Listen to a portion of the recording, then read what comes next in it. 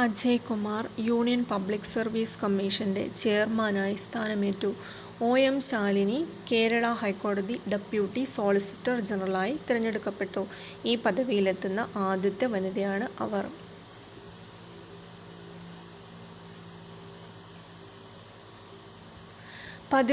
വയസ്സിനിടെ 2 ഛിന്നഗ്രഹങ്ങളെ കണ്ടെത്തി പ്രശസ്തനായ മലയാളി ബാലനാണ് കാസർഗോഡ് സ്വദേശിയായ സൂര്യനാരായണൻ.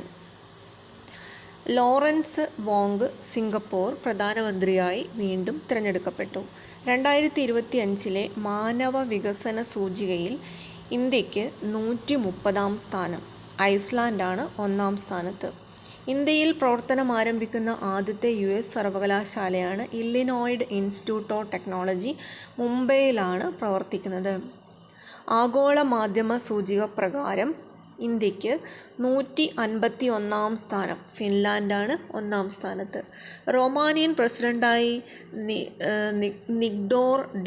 നിഗ്സോർ ഡാൻ തിരഞ്ഞെടുക്കപ്പെട്ടു. പാകിസ്ഥാനിൽ നിന്ന് സ്വാതന്ത്ര്യം പ്രഖ്യാപിച്ച് ബലൂചിസ്ഥാൻ. അരുണാഭ ഘോഷ് UN കാലാവസ്ഥാ സമ്മേളനത്തിന്റെ ദക്ഷിണേന്ത്യയിലെ പ്രതിനിധിയായി നിയമിതയായി. മധ്യപ്രദേശിലെ ഇൻദോർ യാചകമുക്ത നഗരമായി പ്രഖ്യാപിക്കപ്പെട്ടു. പ്രമുഖ നടൻ മോഹൻലാലിന്റെ ജീവചരിത്രം മുഖരാഗം എന്ന പേരിൽ പ്രസിദ്ധീകരിക്കുന്നു. നഗരസഭാ പ്രദേശങ്ങളിൽ തണൽമരങ്ങളും ഫലവൃക്ഷത്തൈകളും നട്ടുപിടിപ്പിക്കാൻ കേന്ദ്ര ഗവൺമെന്റ് ആസൂത്രണം ചെയ്ത് രാജ്യമൊട്ടാകെ സംഘടിപ്പിക്കപ്പെട്ട ക്യാമ്പയിനാണ് വുമൺ ഫോർ ട്രീ ഹരിത നഗരം.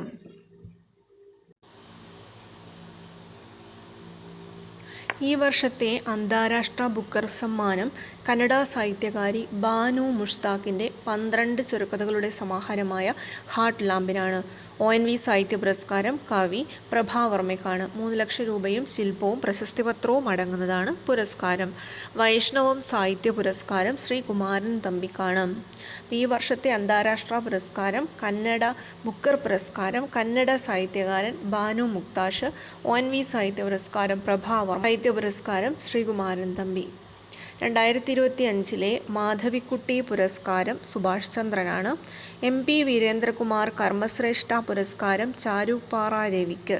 പ്രഥമ ഹർമൻഗുണ്ടർട്ട് പുരസ്കാരം വള്ളിക്കാവ് മോഹൻദാസൻ. ഗായകൻ ബിജു നാരായണന് കലാരത്ന പുരസ്കാരം. തപസ്യ കലാവേദിയുടെ മാടമ്പ് കുഞ്ഞിക്കുട്ടൻ സ്മാരക പുരസ്കാരം സാഹിത്യ നിരൂപകൻ ആശാ മേനോനാണ്. ഇന്ത്യൻ ടെസ്റ്റ് ക്രിക്കറ്റ് ടീമിന്റെ പുതിയ ക്യാപ്റ്റനായി ശുഭമാൻ ഗില്ലിയെ നിയമിച്ചു. ഇറ്റാലിയൻ ഓപ്പൺ ടെന്നീസ് പുരുഷ സിംഗിൾസ് കിരീടം സ്പെയിനിന്റെ കാർലോസ് അൽകാരസിന് ആണ്. ഫൈനലിൽ ഇറ്റലിയുടെ യാനിക് സിന്നറിനെയാണ് അൽകാരസ് പരാജയപ്പെടുത്തിയത്. ഇറ്റാലിയൻ ഓപ്പൺ ടെന്നീസ് വനിതാ സിംഗിൾസ് കിരീടം ജാസ്മിൻ പൗളിനിക്ക്. ഫൈനലിൽ അമേരിക്കയുടെ കോങ്കോ ഗാഫിനെയാണ് ജാസ്മിൻ പരാജയപ്പെടുത്തിയത്. പ്രമുഖ ജാവലിൻ താരം നീരജ് ചോപ്രയ്ക്ക് ടെറിട്ടോറിയൽ ആർമിയിൽ ലഫ്റ്റനന്റ് കേണൽ പദവി. ജാവലിൻ ത്രോയിൽ 90 മീറ്റർ കടക്കുന്ന ആദ്യ ഇന്ത്യൻ താരമായി Neeraj Chopra. SAFF under-19 football കിരീടം ഇന്ത്യക്ക്. ഫൈനലിൽ പെനാൽറ്റി ഷൂട്ടൗട്ടിൽ ബംഗ്ലാദേശിനെ 4-3 കീഴടക്കി. അരുണാചൽ പ്രദേശായിരുന്നു സാഫ് അണ്ടർ-19 ഫുട്ബോൾ ചാമ്പ്യൻഷിപ്പിന്റെ വേദി. സൂപ്പർ ക്ലാസിക് ചെസ്സിൽ ഇന്ത്യയുടെ പ്രജ്ഞാനന്ദ ചാമ്പ്യൻ. ശ്രീലങ്കൻ താരം ഏഞ്ചലോ മാത്യൂസ് ടെസ്റ്റ് ക്രിക്കറ്റിൽ നിന്ന് വിരമിക്കൽ പ്രഖ്യാപിച്ചു. ചൈനയിലെ ഹാങ്ഷുവിലാണ് ലോകത്തിലെ ആദ്യത്തെ ഹ്യൂമനോയിഡ് റോബോട്ട് ഫൈറ്റിംഗ് ആരംഭിച്ചത്. ജിമ്മി കോണേഴ്സ്, റോജർ ഫെഡറർ എന്നിവർക്ക് ശേഷം പുരുഷ ടെന്നീസിൽ 100 കിരീടങ്ങൾ നേടിയ താരമായി നൊവാക് ജോക്കോവിച്ച്.